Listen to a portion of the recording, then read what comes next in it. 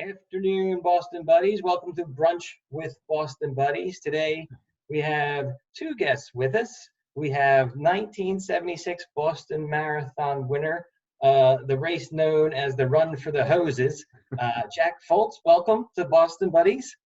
Thanks, Vince. Thanks for having me. Great to be here. Thank you for joining us. And we also have three-time Boston qualifier and former political and sports reporter for the Australian Broadcasting Company, Ian Eckersley. Hi, Ian, how are you? Yeah, g'day, Vince. It's a big good morning from sunny Brisbane, Australia, where we're hunkered down like the rest of the world, but we're doing okay. Good to be part of this. You're doing better than us, I know that.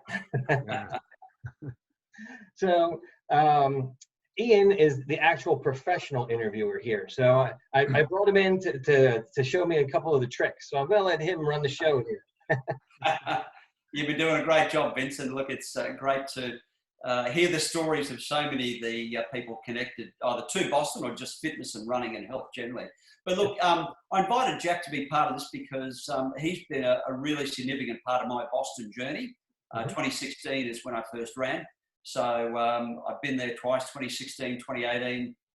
And Jack, you've been wonderful to me both times I've been there. So I really appreciate that. You've got some incredible stories to tell. Sit tight, everybody. Jack's got an incredible storied history across many facets. For those who don't know his record, as been said, 1976 winner, a little bit of a surprise. We'll talk about that shortly. 2019 was the winning time there. Came back in 1977, he ran 2:20.44 and then ran a PR the following year, 78, of 2:11.17. Jack, I want to do something. I want to put you in a time machine. And take you back to 1968, campus of Arizona University. You're a freshman. You've earned a coveted Letterman jacket for the cross-country team. Yeah. To use your words, you're a big man on campus. What was a young Jack Fultz thinking there about the running caper? How far does he think he can go? What's in his head? Oh yeah, the BMOC.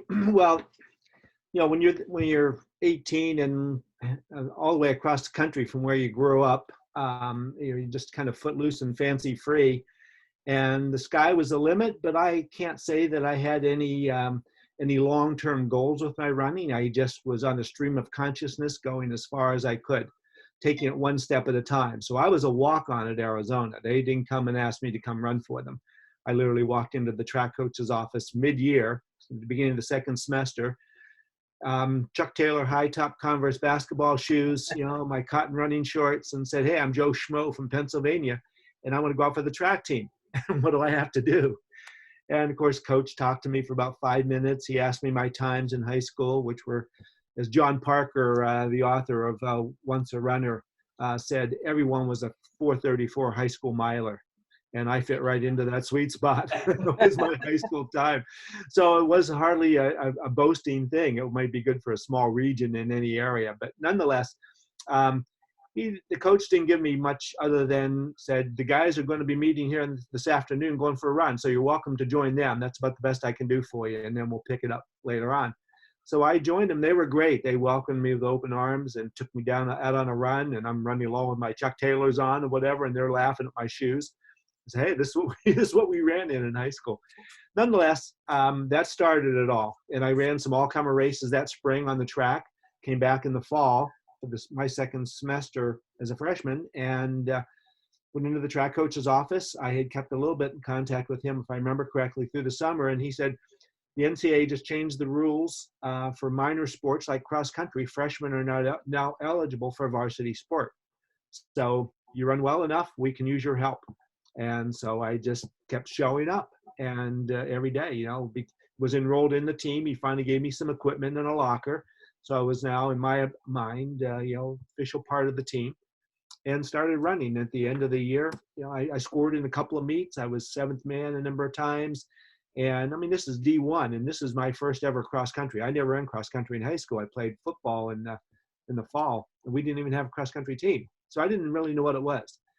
Just long runs and run to your guts, you know, run until you couldn't run anymore.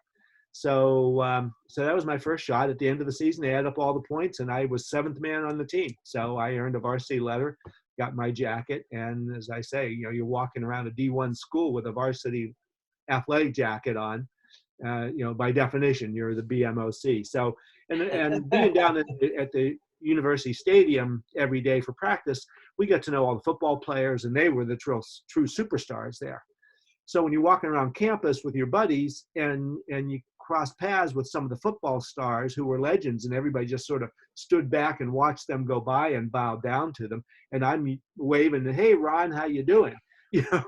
That got you a little some bit of their aura rubbed off on you, did it? Some of their it got you a little bit of street cred, yeah. To say the least. Did it help with the ladies? Well, so certain part, selective memory, right? I had a great time. I left Arizona after 2 years because I was, after the second cross country season, which I lettered again and moved up. I think I was 5th man on the team then, but I was beating some guys on scholarship, and I needed some financial support. And I went to the coach, asked him for some.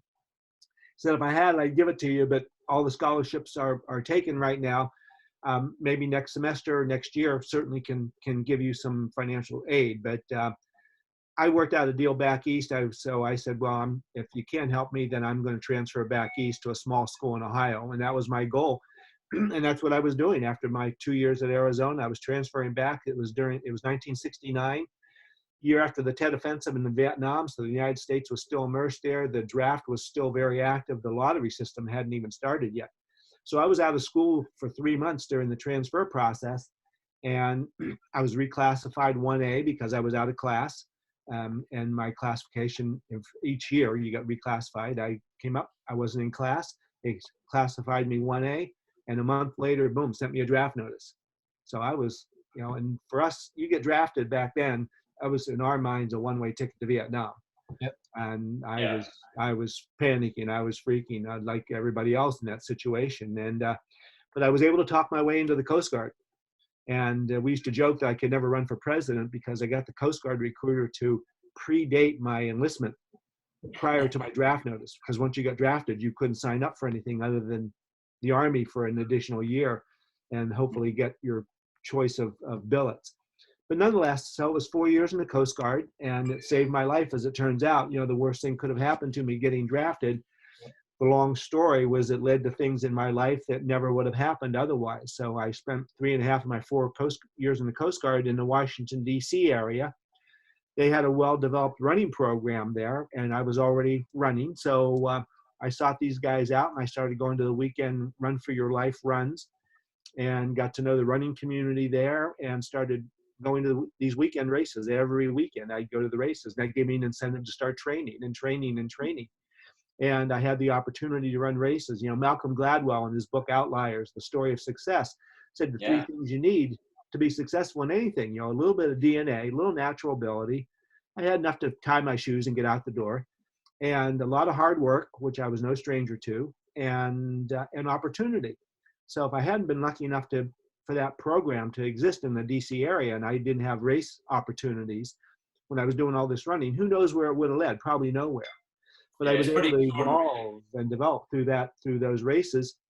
And within a year, the races got longer and longer, and all of a sudden everyone in the program was training for and going to run a marathon, the Washington Birthday Marathon. So that ended up being my first marathon in 1971. So anyway, I've stolen the mic here, Ian, from your first asking me in about 1968. Well, look, I was just going to sort of reflect on that because life's full of sliding door moments, isn't it? It is, yes, exactly. And I think we've all got those in our life, and it's pretty rich in that regard. I'm going to slide the door closed in the time machine again, Jack, okay, and take you forward to 1976, starting line of Boston Marathon. It's 100 degrees, not in the shade, in the outside, on the thermometer at the gas station at Hopkinton. You've got 3 Bostons already under your belt. There's a ton of far more well-credentialed runners. I think you've gone in with a PR of 224 or something like that. But there's legendary runners like Jack Foster from New Zealand, who's run 212, and a guy called Richard Mabuza from Swaziland, 211 runner. Right. Guys from hot climates. So what made you so special that day, and the famous Run for the Hoses, named because people literally on the course came out with showering their hoses, showering the runners with water. How come you handled the weather better that day than anyone else? Well, I'm still trying to figure that out. But I was prepared for it. Now, I was a surprise because I wasn't coming out of a marathoning background for the 3 previous years. After I got out of the Coast Guard, I matriculated back at Georgetown in DC. And now I did get the scholarship that I was seeking. So finally, but I was 24 years old when I got out of the service and started back school at Georgetown. So I was what was referred to as a superannuated undergraduate there at Georgetown. And I ran the next 2.5 years running cross country, indoor and outdoor track for Georgetown. So I'm training with all these speedsters, 4-minute milers and whatnot. And I'm got my times down on the track. I forgot about road racing. I didn't run a road race or a marathon for 3 years almost. And when I came back in '76, my outdoor eligibility had expired. I was a 5th-year senior. I was graduating that spring. And since I couldn't run for Georgetown, it was the natural thing to do was go back to the roads, train for the marathon, try to qualify for the Olympic trials, '76, and see if I could take a shot at making the team. I mean, I knew I was as fast as most of the guys who were running marathons back at that time. At least I assumed I was. Not that I looked at all the times, but we had some very fast guys. We had Rogers who set the American record in '75. So he was a shoe-in. Shorter was coming back. He'd won in '72, so he was a shoe-in. So it was kind of a toss-up for the 3rd spot on that Olympic team. I thought, hey, you never know. Get yourself there, and anything can happen. So I came to Boston. I had to get a marathon qualifying time. All the Americans had qualified in the previous year. They were all out of school. All the guys who were running marathons and on the roads back then, they were already out of college. So I came to Boston to get my qualifying time, more so than to try to necessarily win. My best finish of the 3 previous years I'd run in '71, '2, and '3 was 12th place my first year there. So I knew I could contend. I knew I could be in the hunt. Back then, of course, there were no clocks on the course or whatever, and I was running for time more than place in this situation to get my qualifying time. Because there were no clocks on the course and we didn't have digital watches and stuff back then, you didn't know where you were on the course vis-a-vis time. So I looked at previous results and said, look, if I get inside the top 10 and it's a good weather day, that's going to pull me down under 220. That was my primary goal. Okay? But I was very confident I could run with the top 10 guys. Where I was going to finish was anybody's guess. Well, boom, all of a sudden it turns out to be, as you said, 100 degrees. So I figured on a good day, I was probably good for a 216, 217. Again, just a number I kind of calculated myself based on the workouts I'd done, the guys I was training with and whatnot, and even my long runs, which are not necessarily a good predictor for a marathon. But nonetheless, I had the confidence to do that. With all the heat, I knew I could at least get the B standard for the trials, which was 223.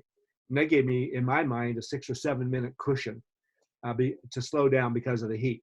Figured everybody else is going to slow down the same, so my position will be the same. Shoot for top 10, get yourself in the race, and see what happens late in the race. Well, I was speed trained, so because of the heat, we all slowed down a little bit. I slowed down more than them, and I let the guys go and probably gave them a minute and a half in the first 5 miles. So, but I'm running my training pace now.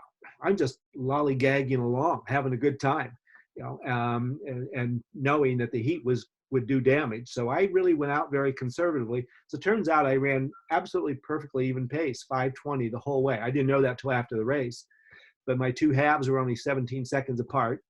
And I just worked my way through the crowd. I moved into the top 10 in Wellesley. And I remember seeing there's a long stretch there. You know it well, Ian. You do too, Vince. The long stretch past through the Scream Tunnel. And you can see a half to 3/4 of a mile in front of you. And I could see the 10 guys all strung out there in front of me. And I hadn't even started going to work. I was still just, casually running. And I thought, I'm in the top 10 already. My job's done. All I need to do is sit tight and I'm going to get pulled through and get my qualifying time.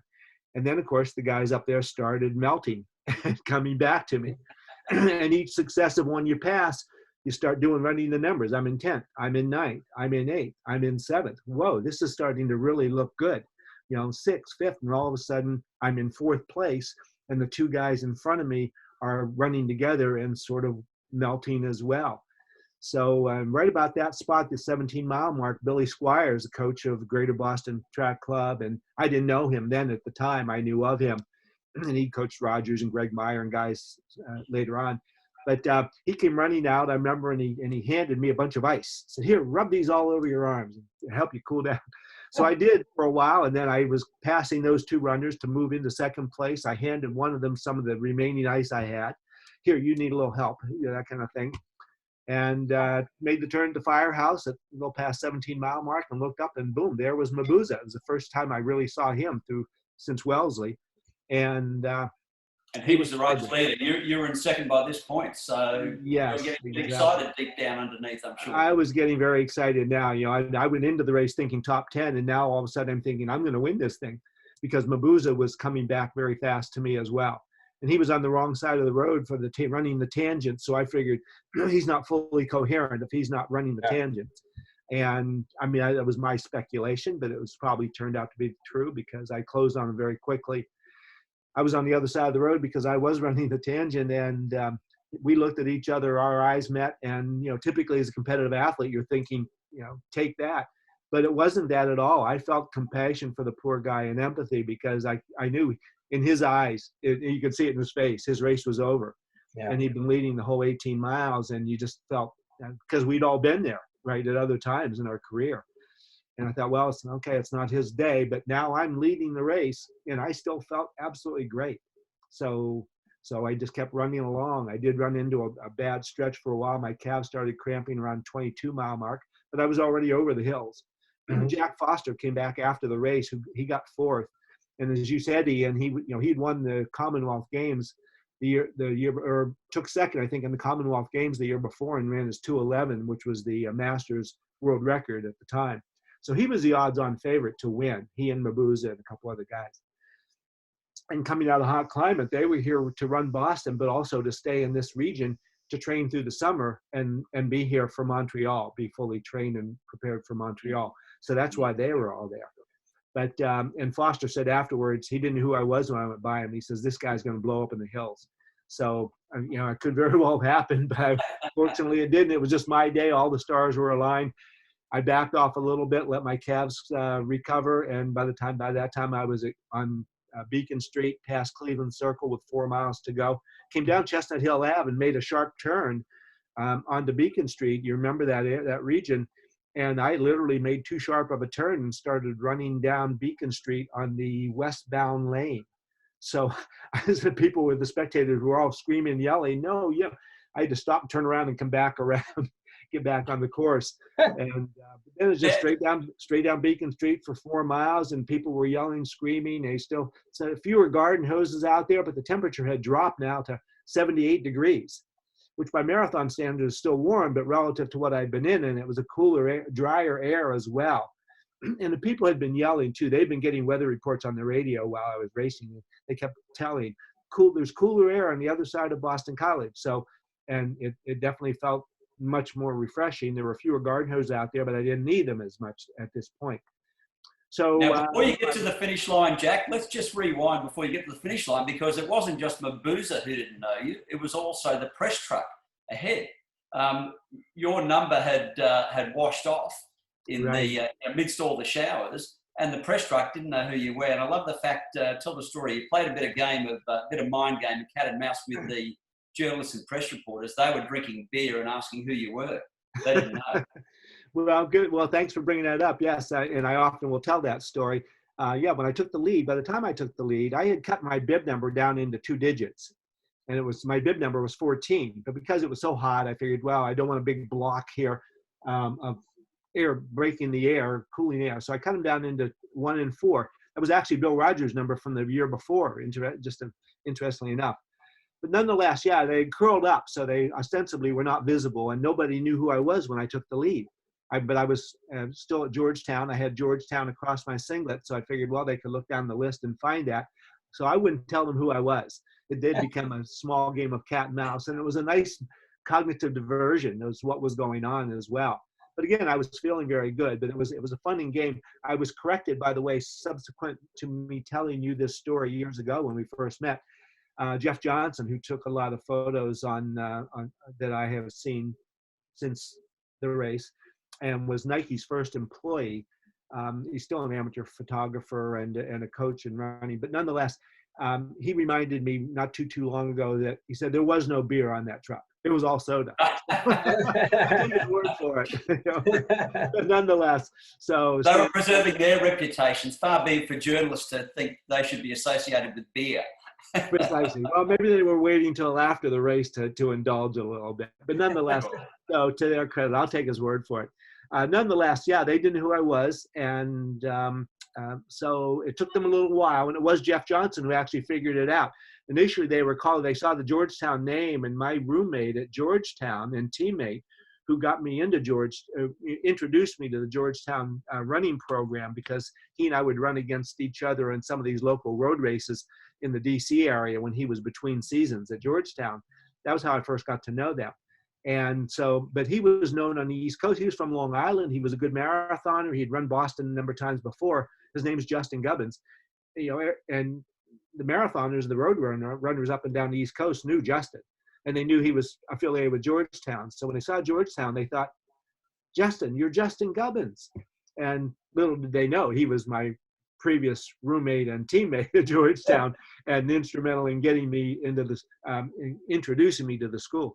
Nonetheless, it was all part of the sort of cat and mouse game. And finally, Jeff Johnson figured it out, because he didn't have to go too far down the list. Number 14, Georgetown. They figured it out. And so then my mind went on to new things in the race. And with the last couple miles, I was still feeling very good. People were yelling, "There's nobody behind you. You got this thing." And I was feeling very confident, and then my mind started going to the finish line. Oh my God, what now? I'm going to win this thing. What am I going to say? What are they going to ask me? Those kinds of things start going through your mind. Well, tell us about crossing the finishing line, those emotions. And then after the race, that involves some curious things like you being interviewed in a barber chair and kissing babies. Well, that's it. That was pretty much the protocol back then. They grabbed you, threw you up on the dais to put the wreath on your head and the medal on your neck. And then I got hauled in, escorted into the Prudential Center, which was the finish line area back then, and sat down in a barber chair. I was just kind of going where they led me, right? And it was kind of hard to get out of that chair an hour later. You don't want to sit down for an hour after running a marathon. But nonetheless, yeah, they put a baby. It turned out it was the barber who owned the barber shop. His granddaughter, I think it was a girl, put her in my arms. The photographs were taken, and then she disappeared. And to this day, I don't know who it was or is. So it'd be fun to kind of meet her again too, whoever she may not know either. But nonetheless, maybe we could find her through our page. She may be let's put the shout out. You never know. Maybe this will spawn some new inquiry about all of that. Yeah. But nonetheless, yeah. So I qualified for the trials through the race. 2:20:19. I missed the A standard by 19 seconds. The Olympic Committee wouldn't make an allowance for that, and they didn't pay a penny to let me get out to Eugene, Oregon to run the trials, which were only 5 weeks later, unfortunately. Back then, now the marathons run 6 to 8 months before the Olympic Games. Back then, they were part of the track trials. They wanted to simulate the track schedule exactly as it was. So the marathoners, U.S. marathoners, ran the qualifying races in June, and then ran the Olympics in August. So it didn't hurt us the first 2 years that happened. In 72, that was the case, and I had qualified and ran those trials. I was a complete neophyte. I dropped out because I wasn't going to get to the finish line in time to watch Prefontaine race George Young in the 5,000 meter, the last event of the track trials. And I didn't want to miss that. And they said if we didn't finish within 2:30, we weren't going to get to go into the stadium anyway. So I jumped in the meat wagon at 24 miles so I could watch that race. But our marathoners, U.S. marathoners, ran the qualifying race in June and ran the Olympics in August, and we finished in Munich, finished 1st, 4th, and 9th place. So it had hardly, the proximity of those two races hardly had a deleterious effect. So in 76, the same thing was going on, and we finished 2nd, 4th, and an injured Bill Rogers finished 40th. But had he been healthy, he would have been in the top 3. He probably would have won the race, I think. Because you didn't have a great race at the US trials, but nevertheless, life had changed for you. So just give a sense of the newfound confidence, the newfound fame, and I think you use that as a springboard to then travel to Europe thereafter, despite, you know, not having a great US trials race because you were basically overtrained and cooked. I was cooked, yeah. And my biggest mistake was going back home and thinking now all the more that I had a shot making the team. So I started doing hard workouts within 2 weeks of the marathon, and I fried myself. So yeah, I did make the team. I had a great summer, but it was actually pretty much a low key because now all the attention on the road races, which were few and far in between back then, everything was focused on the Montreal Olympic Games, and I was not going to be a part of that. So that's when I took some time off. I took much of the summer off. I ran a few local road races in the DC area and then started to tool back up in the fall. The New York City Marathon was really just getting underway. That first year was the first year it came out of the 5 boroughs. But I didn't get an invitation to run there, and I didn't actually pursue one. And subsequent to my contemplation of that, I got an invitation to go over and run the Honolulu Marathon in December. I said, that's a much better deal. So that's what I did. And that kind of launched my next 2 to 3 years of travel on the road racing circuit as it was back then. So you went back to Boston in 77 as defending champion. You nearly didn't go, but it sounds like it was a bit of a crazy, unique attempt to get to the start line involving a traffic jam and a couple of movie stars who were filming at the start of the Boston Marathon in 77. Well, again, yeah, good memory. It was all of those. Paul Newman was filming. His wife, Joanne Woodward, was starring in this made-for-TV movie titled See How She Runs. And Joanne Woodward's character was a school teacher who was running the Boston Marathon.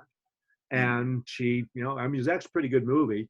I don't know if anyone's ever seen it. I haven't seen it in 40 years. But, we can add it to the coronavirus viewing list, hey? The lockdown list. Exactly. Well, the character finished the marathon late at night. It was dark. The course was open to traffic and stuff. She crawls across, I think, the finish line on her hands and knees. She's finishing where McGilvery finishes now, right after the race. So, but that event, he was filming her, and that took a lot of the attention in Hopkinton away from the runners. I mean, there's a lot of attention focused on that. You're right. My friend was driving me out. We got stuck in a funeral procession in Wellesley. We pulled up into the Hopkinton area, which, you know, there was no crowd control back then like there is now. We literally pulled up right to where the starting line is now, because back then it was back around a quarter of a mile on Hayden Row. You ran out onto Main Street and then started down Route 135. So we pulled up there, double parked. We jumped out of the car, told someone in the back seat to go park it somewhere, and had to run all the way across Hopkinton, you know, almost a mile to the high school, because back then that's where you picked up your number on race morning. You didn't get it. There was no expo. And so we literally weaved through everybody. My friends yelling, please, out of the way, winner coming. It was embarrassing. Anyway, we got to the high school. The top 100 numbers that had not been picked up at the school had been taken back to the starting line, they said. So now it was running back to the starting line. And it's, you know, it's 75 degrees. It's still warm. It wasn't as hot as it was in 76, but it was still hot. I'm sweating bullets, right? And I'm saying my mantra. I'm trying to stay nice and cool and relaxed and calm. Here I am, defending champion. Nobody knows who I am, where I am. We get to the starting line. I finished the race the year before unidentified without a bib number. Now I'm going to start as a defending champion in the very same position. Nobody knows who I am. I don't have a bib number. They couldn't find them at the start. I ran the whole race without a bib number. What? Yes. Although, didn't you write number 1 in red felt pen on your jacket, on your singlet? I did. So my number was to be number 1, because you got if you came back and, you know, the top 25 or so, they would give you the number of the place that you finished the previous year. So my bib number was to be number 1, and I didn't have it. So yes, I thought, well, I better have something. Jock Semple was there. He says, we'll find him and I'll give it to you at the first checkpoint, which I didn't even know where that was. And I said, am I supposed to stop and pin it on then? I said, I guess I'm going to go without it. Right. So yes, I guess somebody had a red magic marker there in one of the spectators, and I borrowed it, and I put a big 1 right there on my chest. You wouldn't get away with that these days. Imagine that, eh? that lasted until the first cup of water on me, and it just all bled. So I ran the whole race unidentified. Nobody, and I really needed the help then. The spectators screaming, yelling. So if I had bib number 1 on, people would have been yelling maybe a little bit louder. But I was just an anonymous runner running, and I struggled. I felt the obligation and responsibility, which is what you garner with some success, is the price of success is responsibility. So I get in a little deep in the race, trying to stay with the lead pack a little prematurely, and I was paying for it. So I had to back off. Finally got it all back together and recovered. After about 20-mile mark, I said, just get inside the top 10. At least salvage that out of the race for yourself, which I did. I ran within 20 seconds, 30 seconds of my winning time the year before. Mm-hmm. Finished 9th. It was a moral victory because I was really struggling. And Jerry Nason, who chronicled the marathon for the Boston Globe for the previous 40 years, we had befriended each other a little bit from the previous year. And he said, Jack, after the race, he said, you've ran about the same time. This year you only finished 9th. What happened? I said, Jerry, this year 8 guys ran faster than me. If they hadn't been there, I would have won again. So, a little tongue in cheek. But finishing the race without a bib number, they tried to kick me out of the race. I said, who is this guy? He doesn't have, they just thought I jumped in the last couple of miles, the original Rosie Ruiz, right? So I'm debating with these guys. They're sitting there at card tables at the finish line, with all their pencil and paper results. And I'm fighting when they wanted to kick me out. And fortunately, the guys finished right behind me, said, no. Oh, no.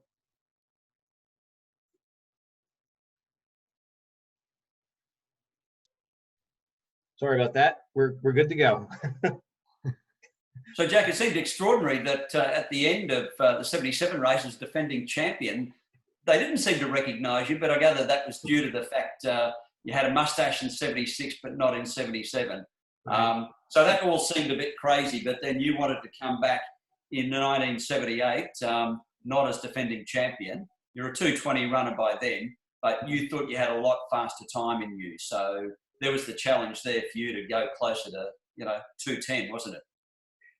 Yeah, there was. I mean, I thought I was in that kind of shape. Of course, they're asking the guys who have contended or run well there before. The press wants to know what kind of shape you're in, what are you ready to do, how fast you think you can run, what place do you think you can finish, can you win it again, all of that. And I was hesitant to throw a time out there for them because on paper, I was a 2:20 marathoner still.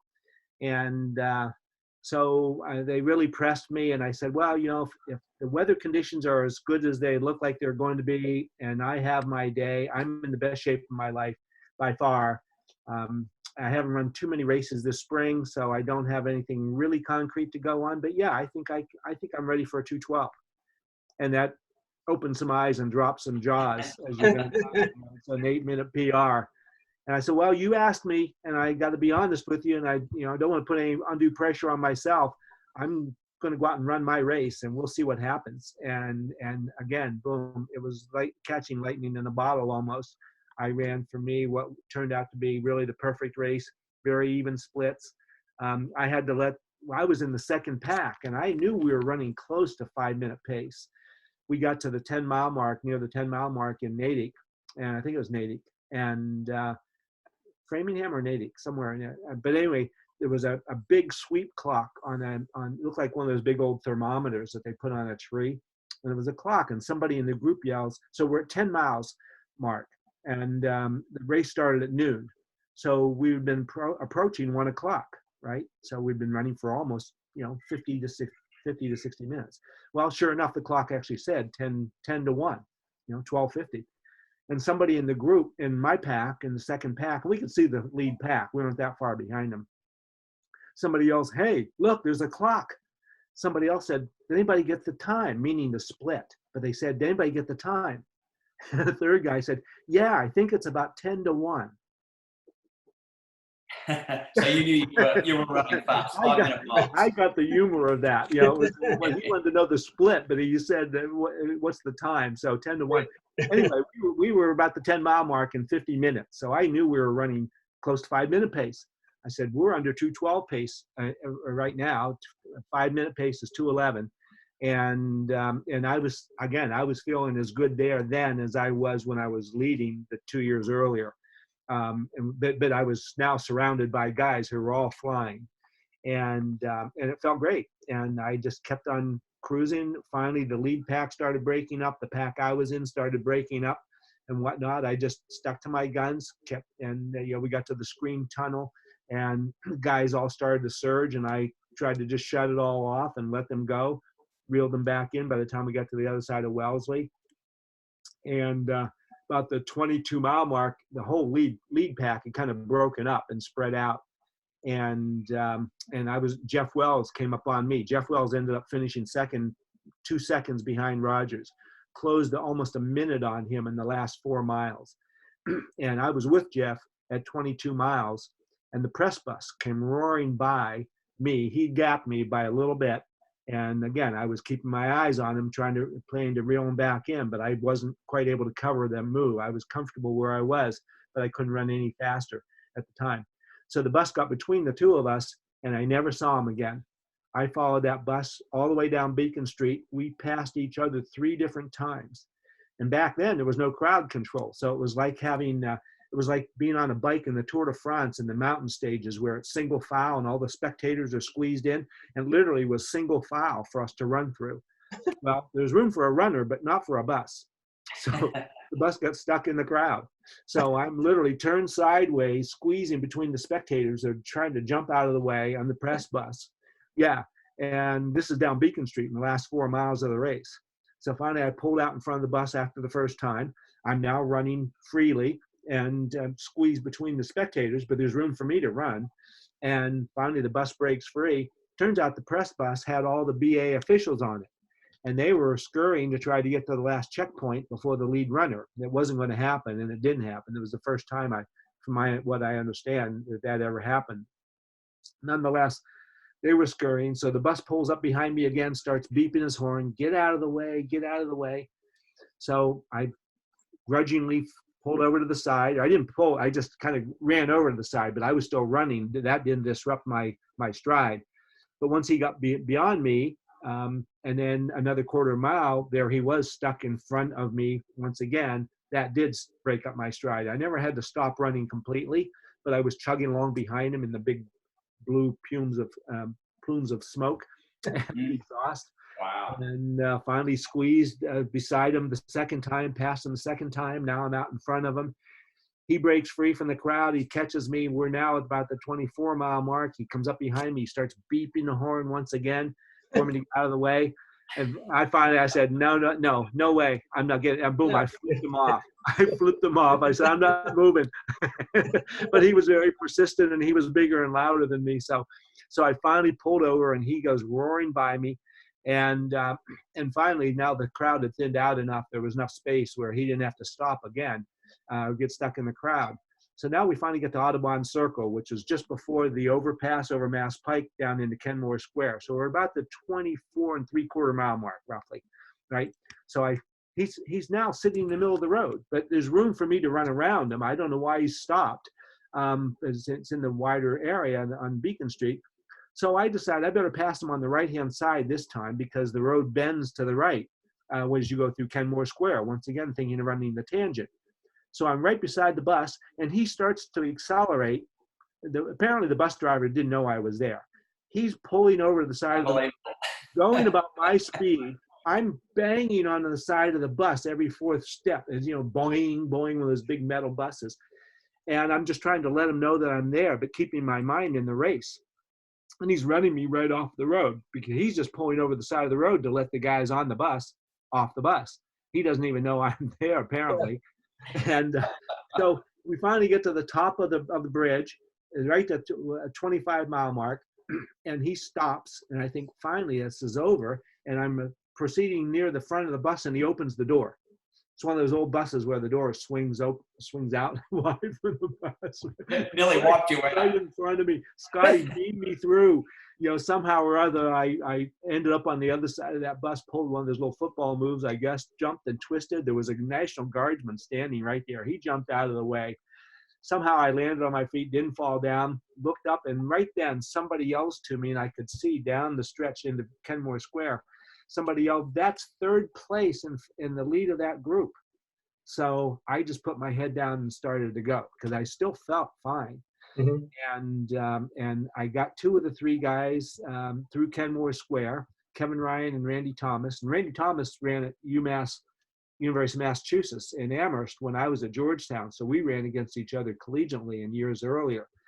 So and he was a rising star on the roads in the marathon. So anyway, I put my head down. I started after these guys, and I caught those 2 and was catching third place was Esa Tikkanen from Finland. He was on his way to set the Finnish national record, and we're running up Hereford, and it really became Mount Hereford for me right there at that point. And my legs started to buckle a little bit, so I had to back off. Just about could reach him. And back then, the finish line wasn't 600 meters down Boylston Street. It was you ran across Beacon Street up onto what was called Ring Road. Doesn't exist anymore. The Heinz Auditorium's been built out. You know this, Vincent, but a lot of the newer runners don't know that since '86, the marathon finish line is where it is now. Prior to that, from 65 to 85, it was right in front of the big old Greek statue in front of the Prudential Tower. Yeah. So we had to climb a little bit further, make that sharp turn, and then you had 200 meters, and it was downhill, steeper downhill. So I just started throwing my legs out in front of me, chasing Tikkanen, and I came up a second short of catching him. But nonetheless, it was, makes for a great adventure. Once again, someday we'll look back on this and it will all seem funny. So here we are. So despite all that tangling with the bus, you ran a PR of 2:11.17 and you finished 4th. So I think we'd all be happy to run 2:11 while losing a close encounter of the bus like that. Jack, in the limited time we got left, and yours was a 50-year involvement with Boston Marathon. It's so extraordinary, so rich with stories. But thereafter, through the rest of your running career, as you got towards the end of that, from I think it was 88, 89 onwards, you were Boston Marathon athlete, elite athlete liaison.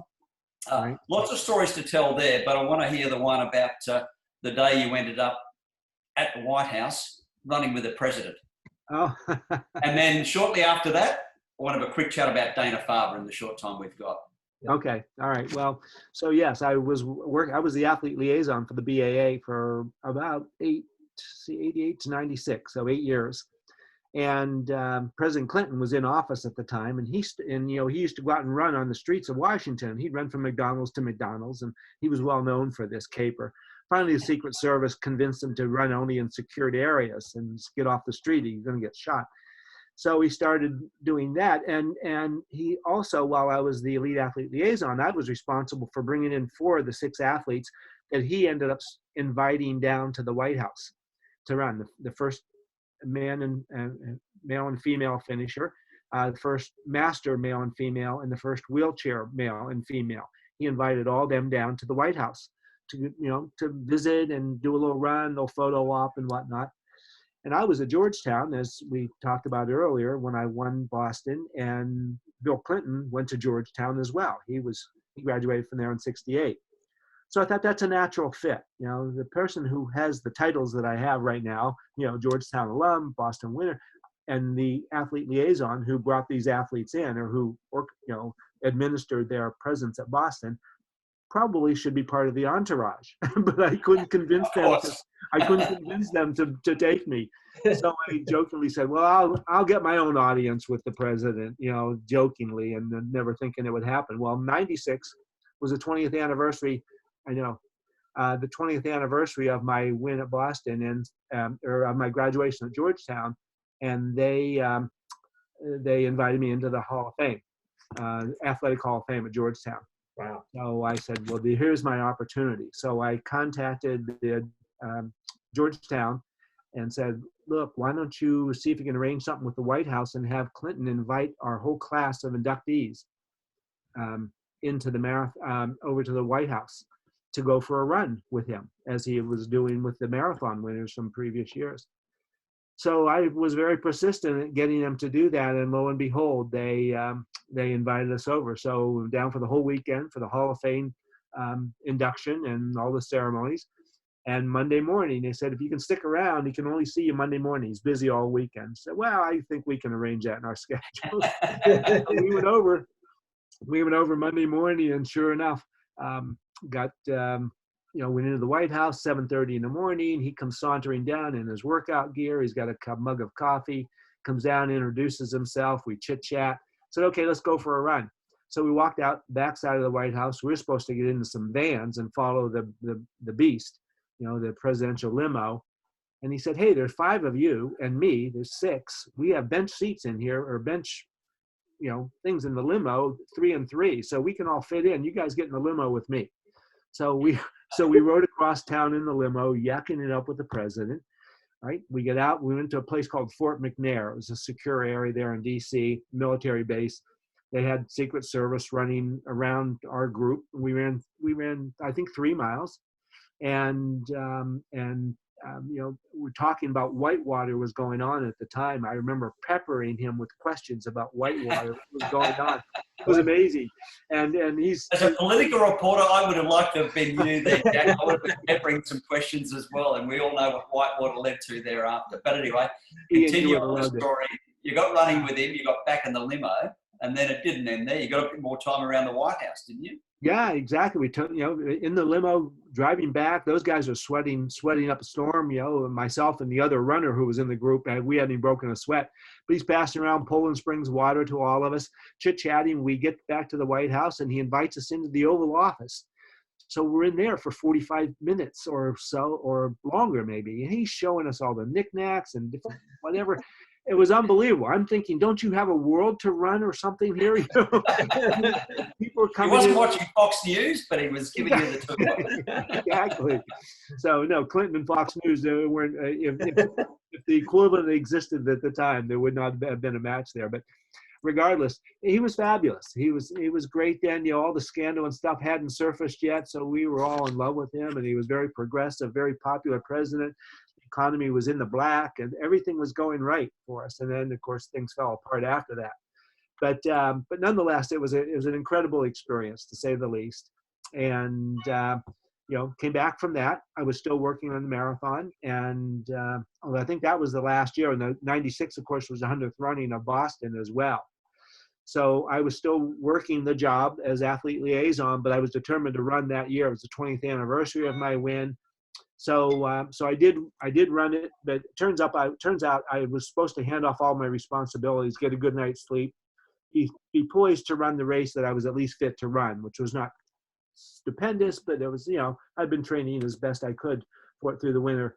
And I was up all night putting out fires. It was just too long of a story, but I was hardly poised to run well in '96. So I struggled through. I finished the race.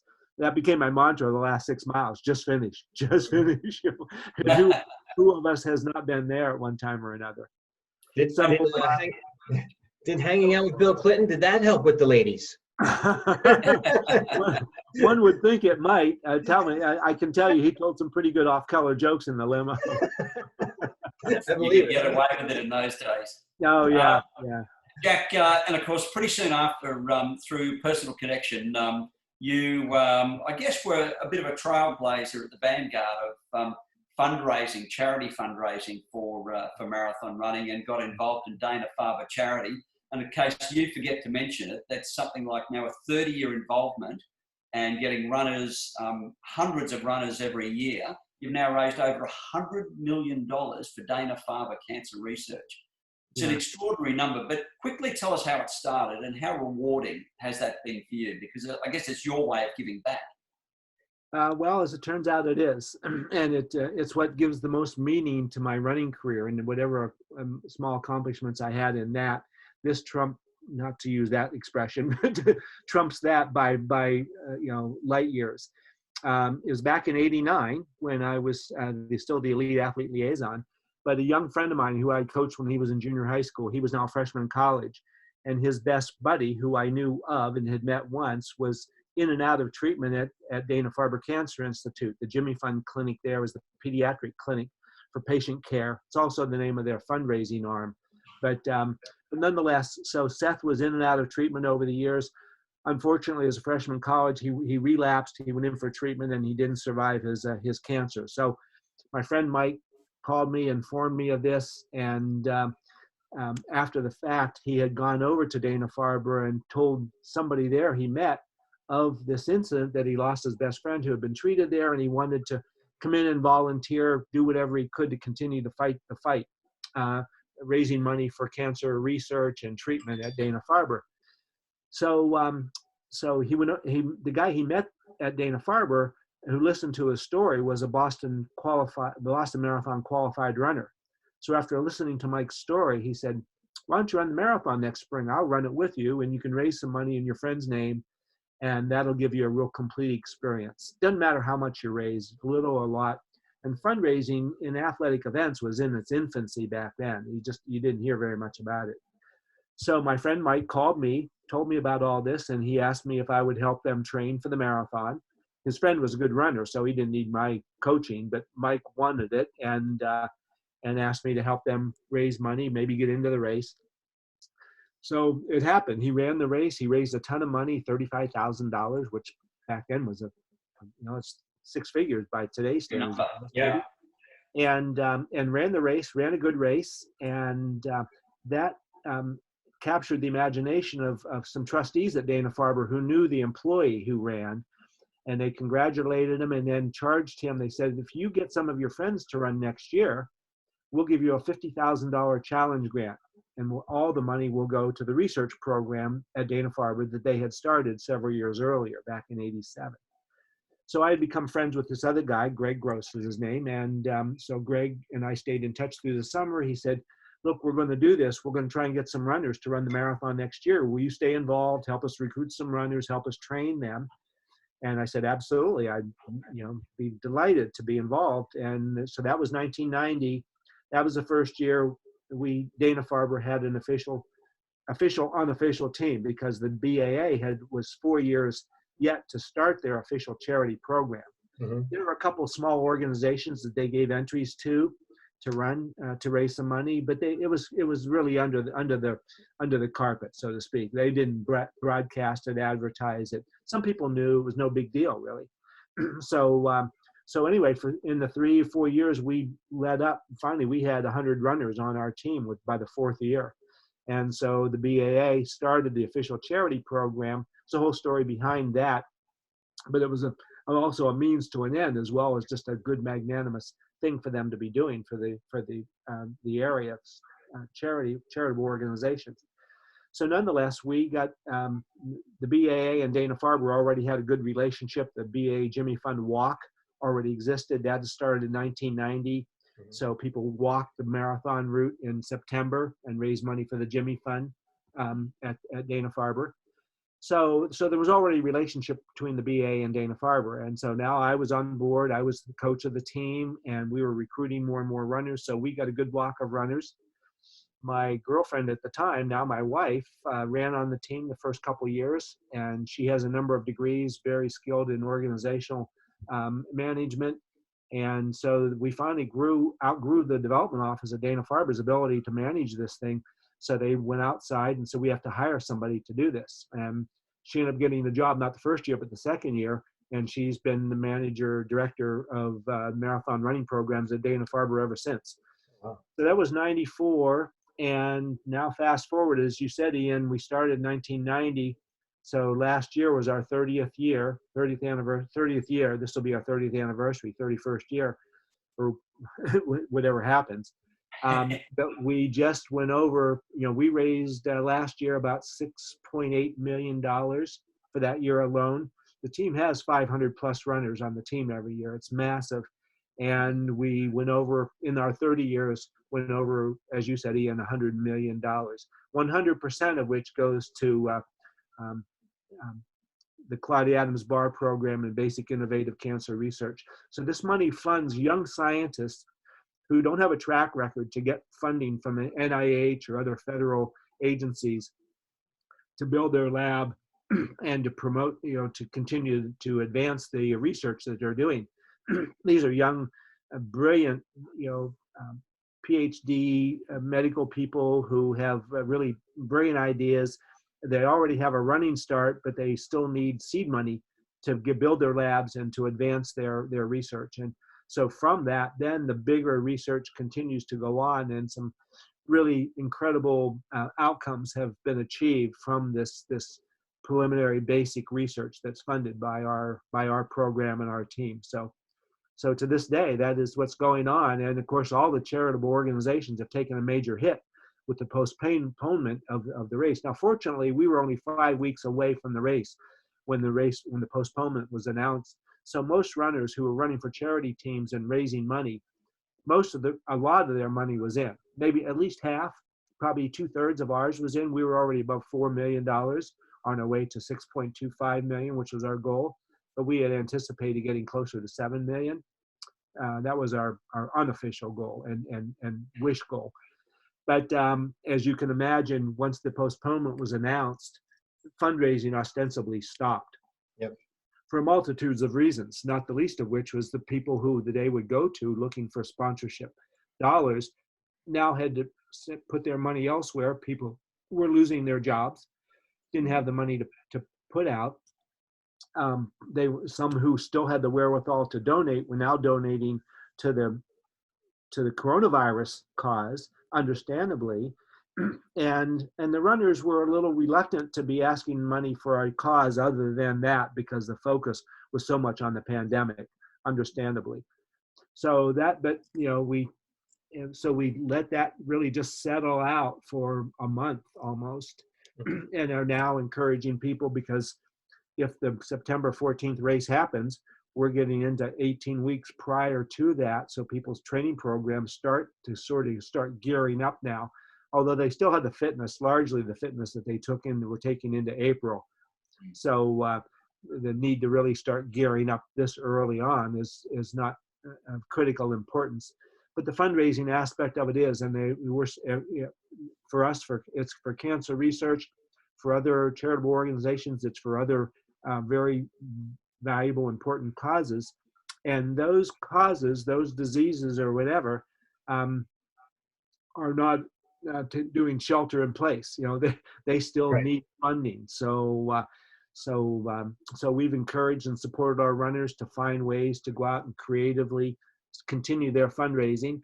We'll come up short, and everybody will come up short. We have teams at Falmouth for Dana-Farber and the BA Half Marathon in the fall. Both those races are going to be gone. Well, Falmouth is doing a virtual race, so people will be able to raise some money for the causes that are near and dear to them. For that, we're not the only team, but all these nonprofit organizations, research hospitals, and whatever, are going to take a big hit financially, not just this year, but in years to come. The ripple effect will go on for a long time, and there'll be less money coming into their coffers to do the work that they do and need this funding to build laboratories, to pay the researchers and whatever. So, and that's not just us. We're just one example of that happening across the country and around the world. So we're in for a big fight on all of this. But fortunately, we can use the marathon. We runners can still run. We can go out and run and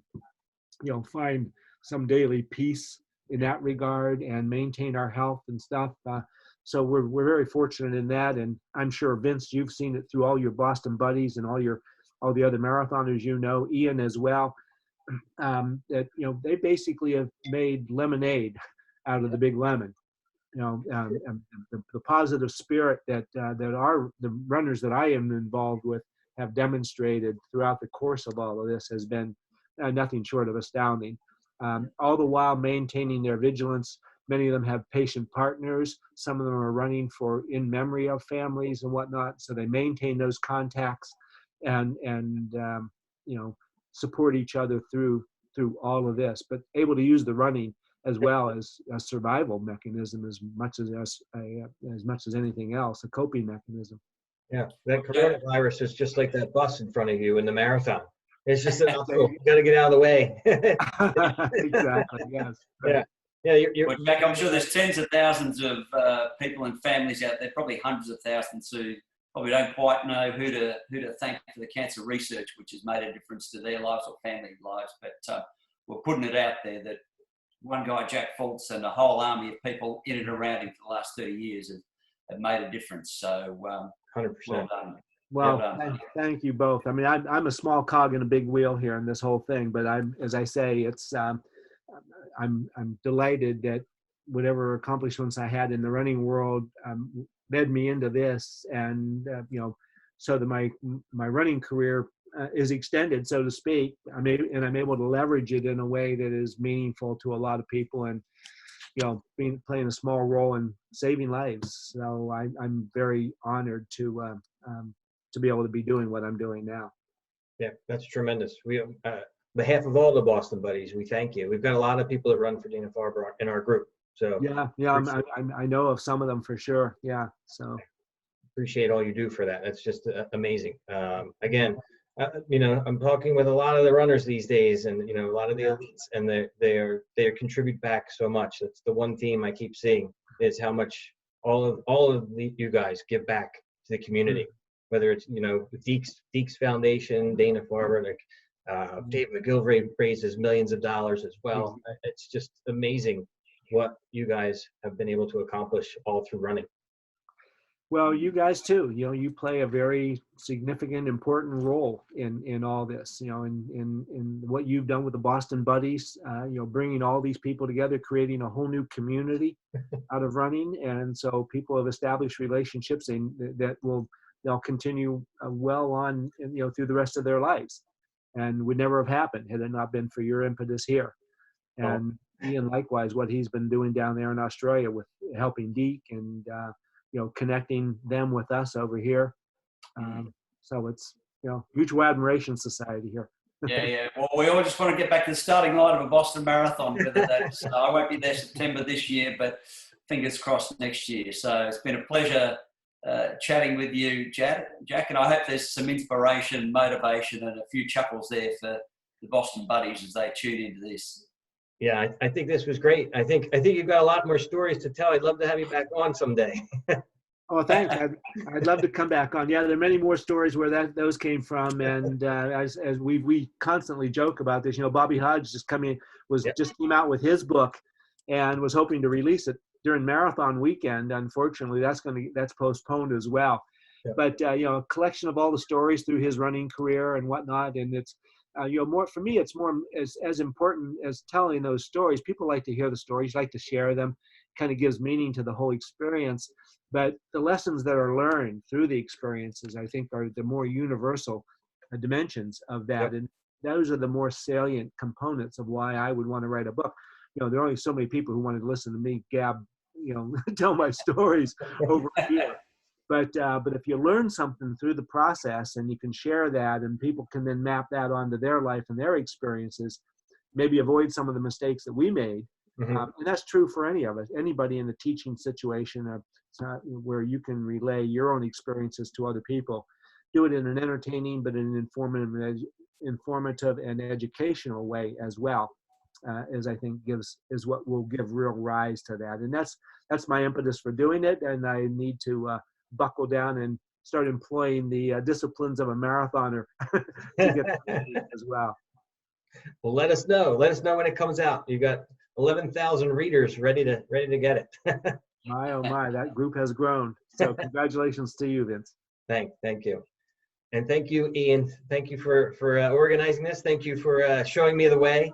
Yeah, brilliant. No, look, great to be part of it, and it's good to have a global connection, isn't it, from the Boston Buddies. We know the reach is far and wide, and I know there's plenty of friends back there when I get back to Boston one day. So yeah, keep doing what you're doing. Thank you. Appreciate it. All right. Thank you, guys. All right, guys. Okay. Ciao. See you later. All right.